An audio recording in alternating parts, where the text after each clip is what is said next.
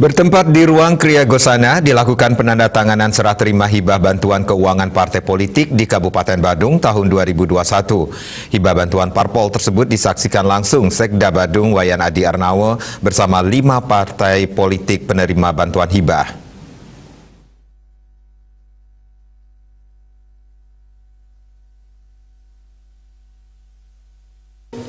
Menurut Kepala Kesbangpol Badung Nyoman Swendi, pemberian hibah parpol tetap dilaksanakan sesuai perolehan suara pada Pileg 2019 lalu yang diberikan kepada partai politik yang memiliki wakil di DPRD Badung. Sementara Sekda Adi Arnawo mengungkapkan, pemberian hibah ini merupakan stimulus agar membantu roda organisasi parpol.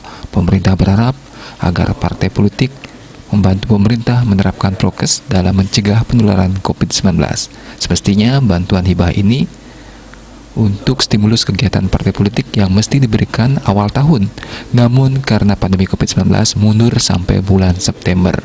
Sesuai Permendagri, 1 bulan setelah bantuan diterima harus membuat laporan pertanggungjawaban. Keuangan partai politik Kabupaten Badung tahun 2021 ini. Mudah-mudahan dengan kegiatan acara hari ini, tentu apa yang menjadi impian partai politik selama ini dalam rangka mendukung, mendorong daripada kegiatan-kegiatannya bisa dibantu secara maksimal. Walaupun mohon maaf sekali bahwa kami dari Kabupaten Badung baru bisa memberikan di penghujung tahun. Kita memasuki akhir triwulan ketiga anggaran tahun 2021 ini. Bapak Ibu yang saya hormati, hari ini adalah bentuk komitmen pemerintah kepada partai politik yang ada di Badung ini, khususnya kepada partai politik yang mendapatkan suara di dalam pemilu legislatif, pemilu tahun 2019 kemarin. Artinya apa?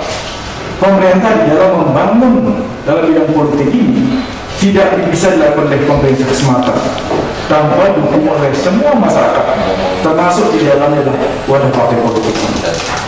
Oleh karena itulah maka pada kesempatan yang baik ini tentu kita tidak saja bicara masalah politik, bagaimana ke depan dalam rangka pembangunan di Kabupaten Badung dalam rangka kesejahteraan masyarakat Badung ini perlu dilakukan secara sinergitas antara semua stakeholder.